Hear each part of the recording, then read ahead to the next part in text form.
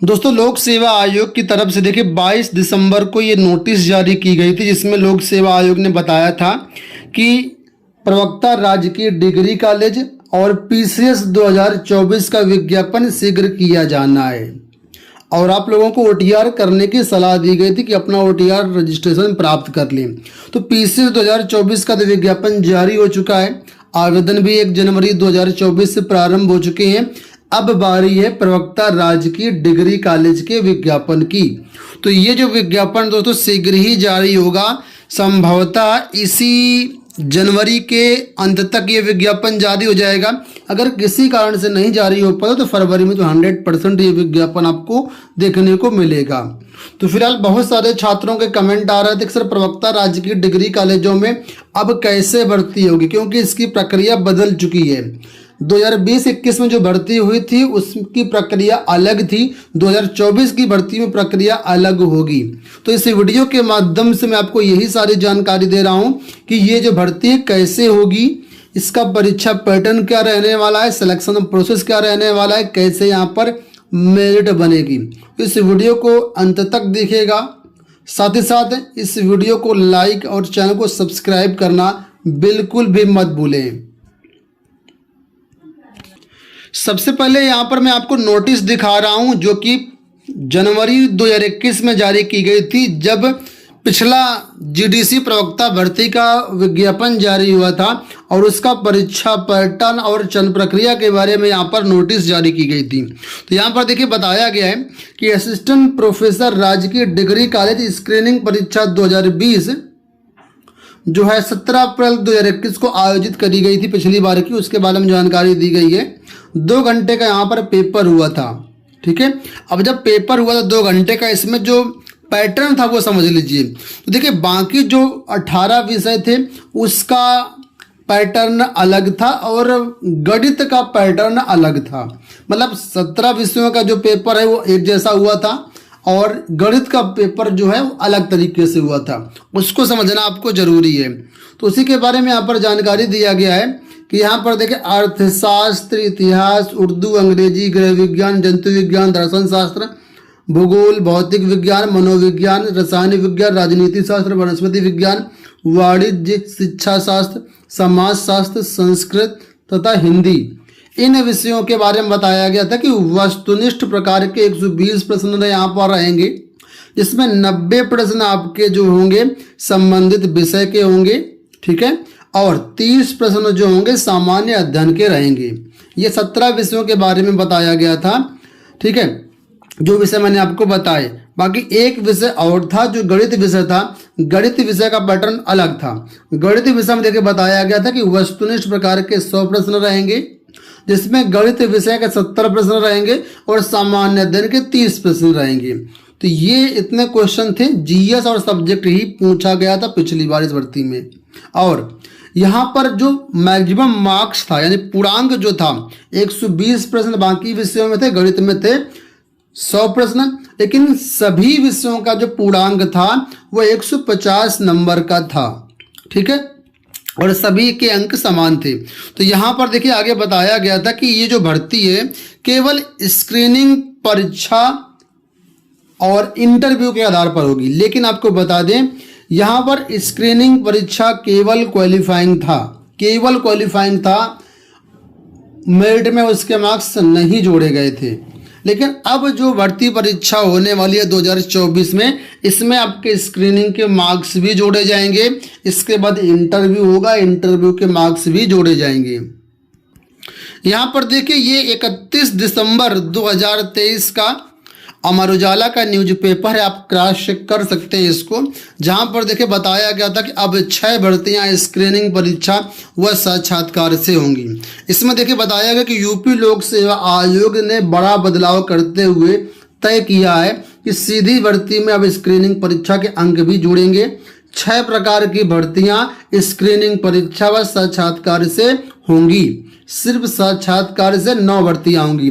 तो जो 9 भर्तियां केवल इंटरव्यू से होंगी वो यहाँ पर आपके सामने दी गई हैं, लेकिन जिसमें स्क्रीनिंग परीक्षा और इंटरव्यू दोनों होगा उसके बारे में यहाँ पर देखो नीचे दिया गया है, लिखा हुआ है देखिए कि आयोग की वेबसाइट पर दी गई जानकारी के अनुसार कुछ भर्तियां केवल लिखित परीक्षा के आधार पर होनी है, कुछ लिखित व साक्षात्कार से, जबकि कुछ पदों पर चयन प्रारंभिक परीक्षा, मुख्य परीक्षा, इंटरव्यू के आधार पर होना है।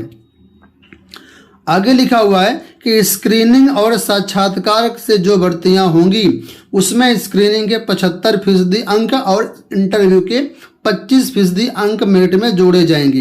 इन भर्तियों में देखो लिखा है सहायक रेडियो अधिकारी और प्रवक्ता राजकीय डिग्री कॉलेज। देखो यहाँ पर आ गया प्रवक्ता राजकीय डिग्री कॉलेज। इसके अलावा और भी जैसे खनन अधिकारी, पशु चिकित्सा अधिकारी, यूनानी व आयुर्वेदिक मेडिकल अधिकारी के पद हैं।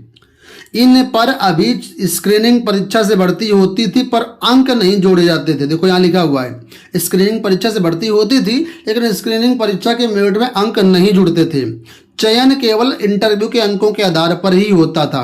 स्क्रीनिंग जो है छंटनी के लिए एक परीक्षा होती थी, लेकिन अब ऐसा नहीं होगा। अब स्क्रीनिंग परीक्षा के भी मार्क्स आपके मेरिट में जोड़े जाएंगे और इंटरव्यू तो होगा ही होगा, इंटरव्यू के भी मार्क्स जोड़े जाएंगे। तो स्क्रीनिंग परीक्षा का जो है 75% मार्क्स मेरिट में जुड़ेगा और इंटरव्यू का 25% मार्क्स मेरिट में जुड़ेगा। इन दोनों को मिलाते हुए आपकी कंबाइंड मेरिट बनेगी, ठीक है, और इसी मेरिट के आधार पर यहाँ पर आपका चयन होगा। कहने का मतलब है अब आपको जो है मेरिट में आने के लिए स्क्रीनिंग परीक्षा पर सबसे ज़्यादा फोकस करना पड़ेगा। पहले पूरा दारोमदार था इंटरव्यू पर। एक बार स्क्रीनिंग परीक्षा की क्वालिफाई हो गई, इंटरव्यू में अगर आपका अच्छा मार्क्स आ गया तो आपका सिलेक्शन हो जाता था। लेकिन अब यहाँ पर 75% जो वेटेज है वो आपका स्क्रीनिंग परीक्षा का रहेगा। तो स्क्रीनिंग परीक्षा के लिए आपको जी जान से मेहनत करनी पड़ेगी। तो अब बात करते हैं कि आखिर जो ये राजकीय डिग्री कॉलेज प्रवक्ता की भर्ती है इसमें सिलेबस क्या रहेगा, क्योंकि हर विषय का सिलेबस अलग है, जीएस का सिलेबस अलग है। तो सिलेबस क्या रहेगा, कैसे पता चलेगा कि इसमें क्या क्या टॉपिक पढ़ना है आपको। तो मैं दिखा रहा हूँ सिलेबस क्या है। बाकी आपको लिंक दे दूंगा डिस्क्रिप्शन बॉक्स में, पिंड कमेंट में, जहां से आप हर विषय का सिलेबस डाउनलोड कर सकते हैं। तो पैटर्न आपके सामने है। स्क्रीनिंग परीक्षा आपकी बार क्वालिफाइंग नहीं रहेगी, ठीक है। आपको मार्क्स यहाँ पर लाने पड़ेंगे, 2 घंटे का टाइम रहेगा आपको। और यहाँ पर देखिए जैसा कि मैंने बताया कि मैथ को छोड़ करके बाकी जो विषय रहेंगे उसमें 30 नंबर का जीएस रहेगा, 90% सब्जेक्ट के आएंगे, 150 नंबर का पूर्णांक होगा। और मैथ के लिए जीएस 30 नंबर ही रहेगा, लेकिन मैथमेटिक्स के 70 प्रश्न यहाँ पर आएंगे। अब देखिए यहाँ पर ये आपको सिलेबस दिख रहा होगा, सभी सब्जेक्ट का सिलेबस यहाँ पर है जो पिछली बार 2021 में जिसका विज्ञापन जारी किया गया था। सामने जितने सब्जेक्ट आपको दिख रहे हैं, ठीक है, इतने ही सब्जेक्ट की वैकेंसी आई थी, वो आपके सामने यहाँ पर दिख रहा होगा। तो इस पेज का लिंक जो है डिस्क्रिप्शन बॉक्स में पिंड कमेंट में दिया है। यहाँ पर सभी विषयों का सिलेबस आप डाउनलोड कर सकते हैं। जैसे लिंक के ऊपर क्लिक करेंगे विषय के ऊपर आपको लिंक मिल जाए, मतलब खुल जाएगा पेज, वहाँ से डाउनलोड कर सकते हैं। और जो जीएस का सिलेबस है वो आपको यहाँ पर मिल जाएगा। जीएस 30 नंबर की आती है, तो जीएस में क्या क्या टॉपिक आपको पढ़ना है वो यहाँ से आपको मिल जाएगा। इसको आप डाउनलोड कर लीजिए। governmentjobcenter.com पर इसका लिंक एक्टिवेट है। बाकी आप सर्च करेंगे यूपीपीएससी जीडीसी लेक्चरर सिलेबस 2021 तो भी हमारी वेबसाइट ही आपको गूगल पर सबसे पहले मिलेगी, वहाँ से आप लोग जो इसको देख सकते हैं। अब जो लोग यहाँ पर एलिजिबिलिटी क्राइटेरिया के बारे में जानना चाहते हैं उनको बता दूं कि यहाँ पर अगर आपको शामिल होना है इस भर्ती में तो आपके पास बैचलर्स की डिग्री होनी चाहिए कम से कम 45% मार्क्स के साथ। 45% मार्क्स का तो आपका बैचलर डिग्री होनी चाहिए। इसका मास्टर डिग्री में कम से कम आपके पास 55% मार्क्स होने चाहिए। इसके अलावा नेट या स्लेट या सेट एग्जामिनेशन पास होना चाहिए। तो उत्तर प्रदेश में स्लेट होता नहीं है, सेट होता नहीं, तो केवल आपका यहाँ पर नेट होगा तभी आपको यहाँ पर चलेगा। बाकी रिजर्व कैटेगरी के लिए पीजी में 50% जरूरी है, अनरिजर्व कैटेगरी के लिए 55% है, यानी 5% की छूट मिल जाएगी। तो कुल मिलाकर के जो जानकारी मैंने दिया है आपको पसंद आई होगी। इसी तरह की जानकारी के लिए आप लोग चैनल को सब्सक्राइब कर लीजिए, क्योंकि हमारे चैनल के माध्यम से शिक्षक भर्ती की सारी अपडेट आपको मिलेगी। इस वीडियो में इतना ही, धन्यवाद।